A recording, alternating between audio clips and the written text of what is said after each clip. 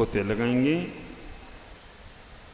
संपूर्ण मंडल शशांक कला कलापो, संपूर्ण मंडल शशांक कला कलाप, शुभ्रागुणास्त्र भुवनम तब लग्नयन्ति, शुभ्रागुणास्त्रिभुवनं तव लङ्घयन्ति। ये संस्तासित जगदीश्वर नाथ मेकं, हे संस्कृतास्त्रिजगदीश्वरनाथ मेकं, कस्तान् निवारयति संचरतो यथेष्टम्, कस्तान् निवारयति संचरितो यथेष्टम्। आचार्य मार्गदर्शन स्वामी कह रहे हैं संपूर्ण मंडल शशांक कला कलाप। हे भगवान, एक मंडल नहीं, संपूर्ण मंडल, पूरा भारत नहीं, पूरा विश्व नहीं, जहाँ जहाँ आपका प्रकाश फैल रहा है वहाँ वहाँ।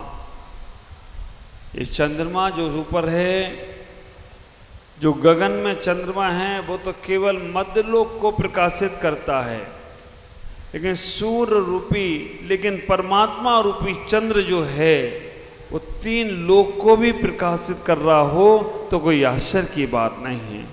आचार्य यहाँ कह रहे हैं संपूर्ण मंडल शशांक कला कलापा।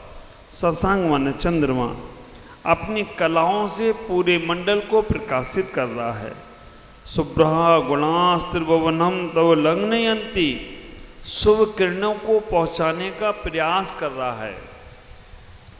हे संस्थितास्ति जगदीश्वर नाथ मेकम, हे भगवान, जैसे वो चंद्रमा अपनी किरणों को बिखेरता है, वैसे आपका भी प्रभाव त्रिजगदीश्वर समस्त लोकाकाश में, आलोकाकाश में, आपका लोकाकाश में प्रभाव फैल रहा है।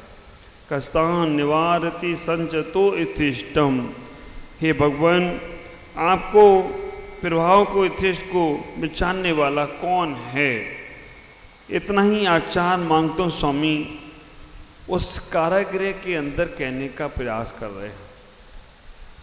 हे भगवान, हे त्रिलोकीनाथ, आपका श्रेष्ठ स्वच्छ शुद्ध गुण पूर्णिमा के शशांक मंडल के समान जो तीनों लोक में व्याप्त है, आप जैसे एकमात्र तीनों लोकों के स्वामी का जो भी आश्रय लेते हैं, उन्हें यथेष्ट विचन्य करने के लिए कौन रोक सकता है? पूर्ण चंद्रमा की उपाधि दे रहे हैं यहाँ पर। कल तो आचार्य भगवान ने कहा था कि भगवान चंद्रमा में आपकी उपमा नहीं दे सकते हैं, चंद्रमा से आपकी उपमा देने से उसमें तो दाग है, उस दाग से प्रभावित हो जाएंगे, लेकिन आप में कोई दाग नहीं है। लेकिन आज वो यहाँ कहने का प्रयास कर रहे हैं इस काव्य के माध्यम से कि हे भगवान, जैसे पूर्णिमा का चांद होता है वैसे ही आप हैं। आज से शुक्ल पक्ष प्रारंभ कर दिया उन्होंने, आज से उन्हें आगे बढ़ने की क्रिया शुरू कर दी। अभी तक कटघरे में थे कि उन्हें लगता था कि दुख होगा, संकट होगा, कष्ट होगा, लेकिन आज से कह रहे कि हम शुक्ल पक्ष की ओर बढ़ रहे हैं। शुक्ल पक्ष का पूनम का चंद्रमा अपने आप बढ़ता बढ़ता वो तो अमावस्या के अंधकार को काट देता है। ख्याल करना, वैसे तो आज हरियाली अमावस्या है ना, वैसे यहाँ चर्चा आज हम पूर्णिमा की कर रहे हैं।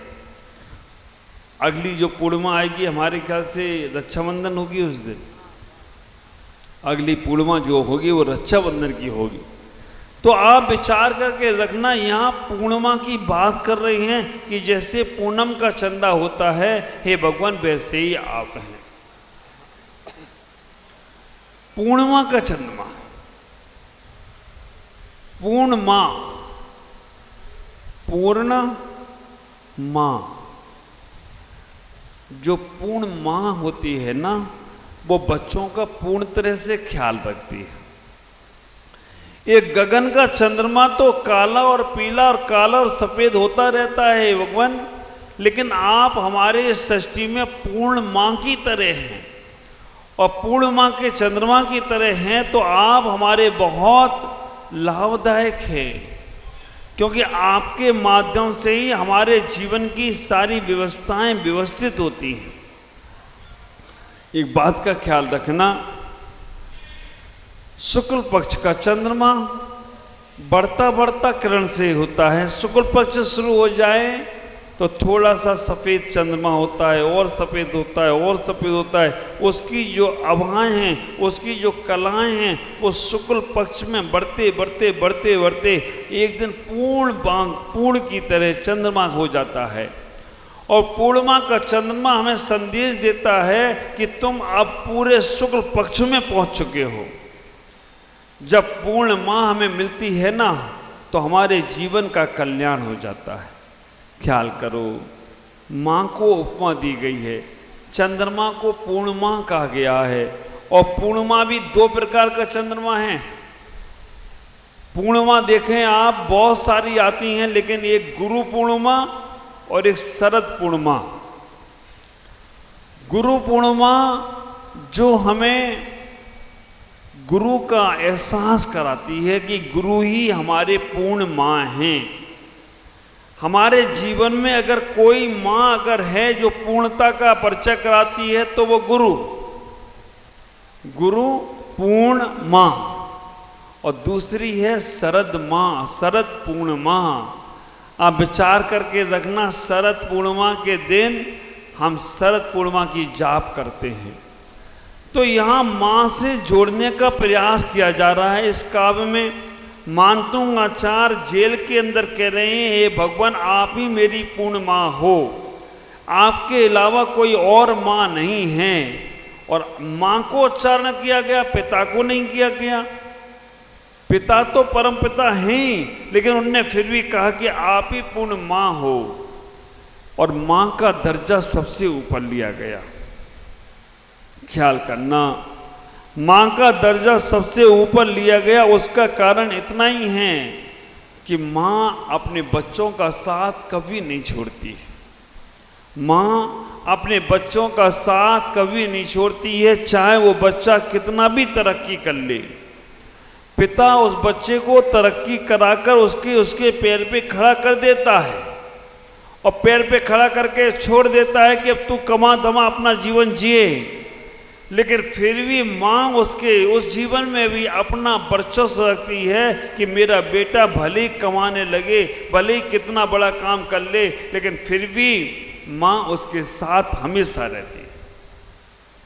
ख्याल करना, यहाँ माँ का शब्द उच्चारण किया गया।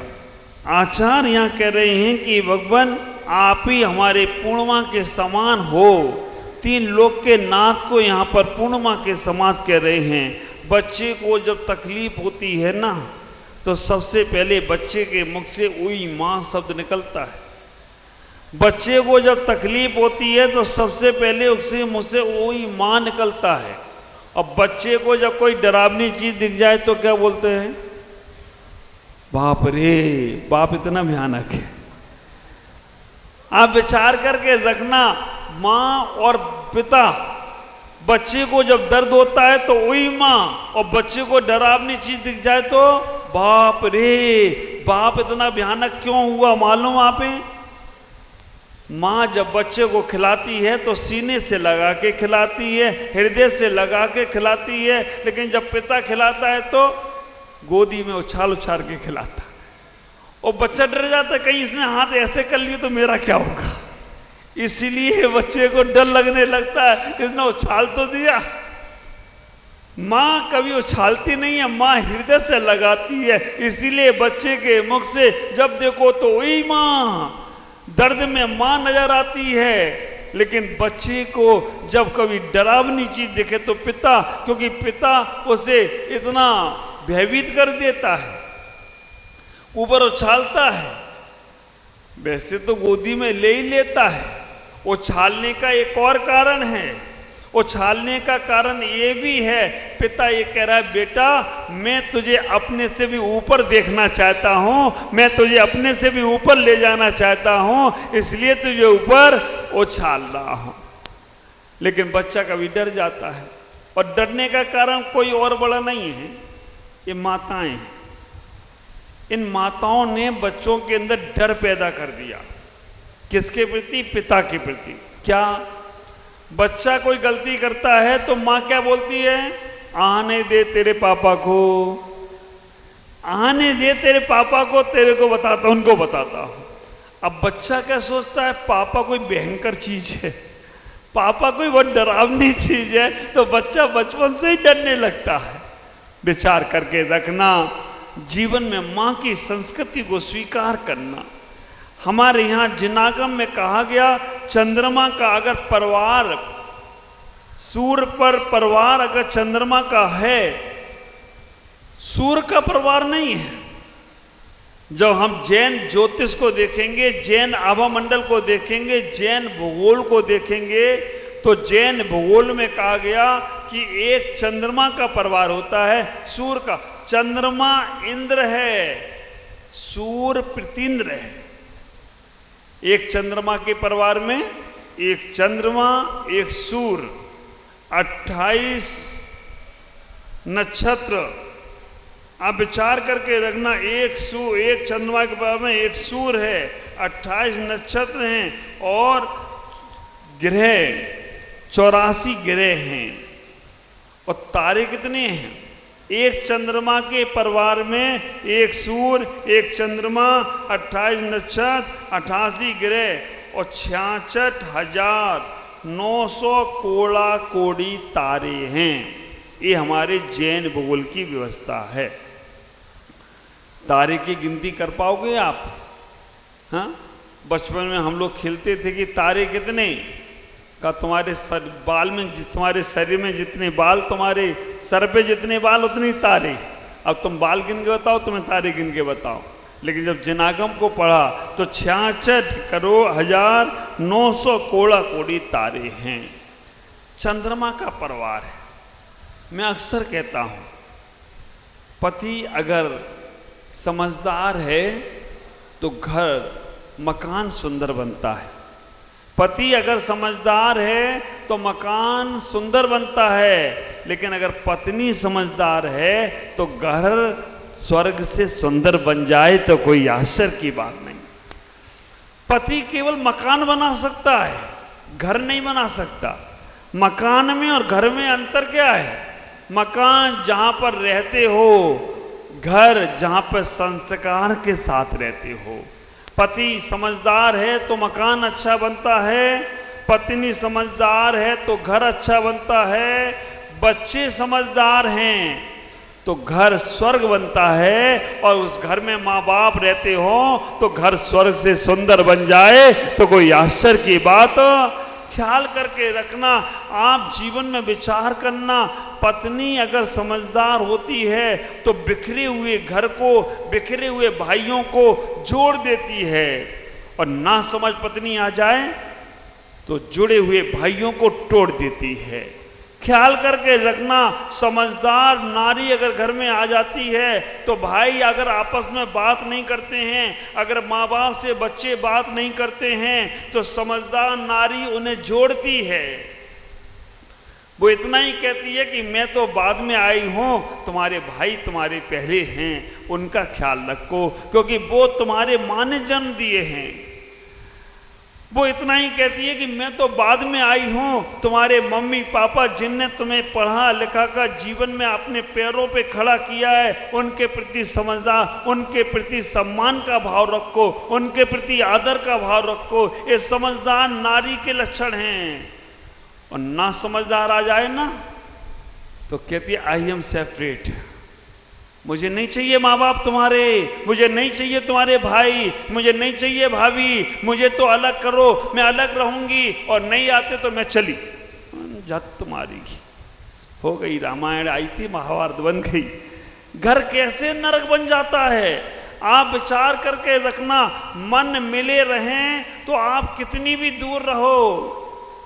नरेश भाई गुवाहाटी रहते हैं, और उनके भाई दीमापुर रहते हैं। लेकिन कितना परिवार जुड़ा हुआ है कि गुवाहाटी से आकर अपने भाई के लिए चातुर्मास का कलश ले लिया और विधान करा लिया और आज पूरी समाज को, गुवाहाटी समाज को लेकर आ गई। ऐसे लगता है कि इनके तन दूर हैं लेकिन मन दूर नहीं हैं। आप विचार करके रखना, समझदार नारी अगर घर में आए तो परिवार बहुत अच्छा होता है। परिवार को बनाने की जिम्मेदारी चंद्रमा पर है और नारी को चंद्रमा की उपमा दी गई। ख्याल करो, इतना ही विचार करना। चंद्रमा में भी माँ है, चंद्रमा में भी माँ है, पूर्णिमा में भी माँ है, उपमा में भी माँ है, महिमा में भी माँ है और आत्मा में भी माँ है, महात्मा में भी माँ है और परमात्मा में भी माँ है। सब जगह माँ है और इस माँ का ख्याल रखा तो तुम्हारा जीवन महिमा में हो जाए तो कोई आश्चर्य की बात नहीं। मैं अक्सर कहता हूँ, बचपन में माँ का साथ पकड़ के रखना। जो बच्चे बचपन में माँ का साथ पकड़ के रखते हैं वो बच्चे कभी भटकते नहीं हैं।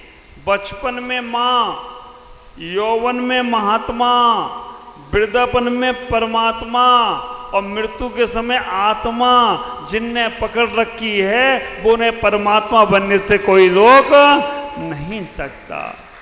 बचपन में शरीर चंचल होता है, काय चंचल होती है।